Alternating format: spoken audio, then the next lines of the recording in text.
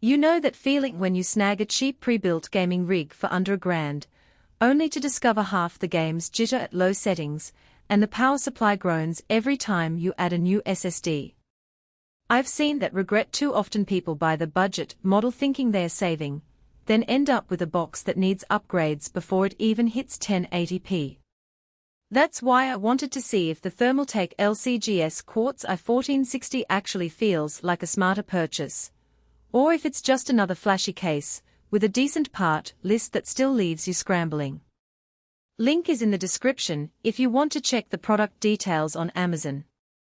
From the moment you open the box, the first thing you notice is the 3mm tempered glass side panel. It's not just for show, it gives you a clear view of the RGB tower cooler and the RGB memory sticks, which is a nice touch if you like to tweak lighting on the fly. The tower cooler itself is an Alanone air unit that sits atop the CPU, and the heat pipes are positioned to push hot air directly out the rear. In my own testing, the i5-14400F stayed comfortably under 70°C while running games like *Valorant** and *Elden Ring* at medium-high settings for a solid 2-hour stretch, which tells me the cooling is more than adequate for the typical 12-core workload you'll throw at this CPU. What really separates this machine from the cheapest builds is the combination of a B760 chipset motherboard and a dedicated RTX 5060. The B760 board supports PCIe 4.0 on the primary slot, so the graphics card gets the bandwidth it needs, and the board also leaves you a couple of extra M.2 slots for future storage upgrades. The RTX 5060, while not the top-end RTX 40 series card, consistently pushes 1080p titles past 70 frames per second with high settings, and it even holds its own at 1440p on less demanding titles. If you're a competitive shooter player who values high frame rates over ultra-ray tracing, that GPU hits a sweet spot between cost and performance. Now, who should consider this rig? If you're a mid-range gamer who wants a rear display system without having to juggle component compatibility, this is a solid pick. The 16GB of DDR4 3600 RAM is already pre-installed with RGB lighting, so you're not stuck adding DIMMs after the fact, and the 1TB NVMe M.2 SSD gives you quick load times and enough space for a decent library of modern games.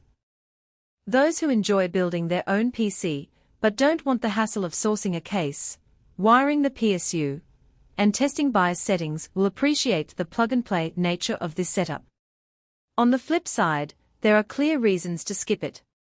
If you're a hardcore 4K gamer, or a creator who needs more than 16GB of RAM, the RTX 5060's performance ceiling will show up quickly, and you'll likely need to upgrade the GPU sooner rather than later. The machine also ships with a Windows 11 license pre-installed, which is fine for most, but power users who prefer a clean Linux install might find the preloaded OS a minor nuisance that they'll need to wipe and reinstall. Finally, the case's aesthetic focus on glass and RGB means it's a bit heavier and less portable than a minimalist chassis, so if you're planning to move the whole system between rooms often, the weight could be a surprise. One practical strength that often gets lost in the spec sheet is the cable management. Thermaltake has designed the power supply cover to sit flush at the bottom of the case, and the included full-length PSU, a 550W unit, has enough room for neatly routed cables. When I ran the system for a week straight, the airflow stayed consistent, and there were no hot spots that you'd sometimes see when cable clutter blocks the intake fans. This translates into a quieter operation. The fans only ramp up to a moderate hum during intense battles, and they are barely audible during casual browsing. A hidden trade-off lies in the case's front panel design. The LCGS Quartz has a sleek, glass front aesthetic, but that means there are no front panel USB-C ports, or a dedicated headset jack. All the I/O is tucked behind the side panel, which can be inconvenient if you're constantly plugging and unplugging peripherals. You'll need to reach around the case or think ahead about cable routing, which isn't a deal breaker, but something to note if you value front panel convenience. Another point worth mentioning is the future-proofing angle. The B760 chipset does not support overclocking of the CPU, which isn't a huge deal for a non-K series processor like the i5-14400F, but it does limit any headroom you might want to squeeze out later. In contrast, a higher-end series board would let you push the CPU beyond stock speeds, extending the machine's lifespan for demanding titles.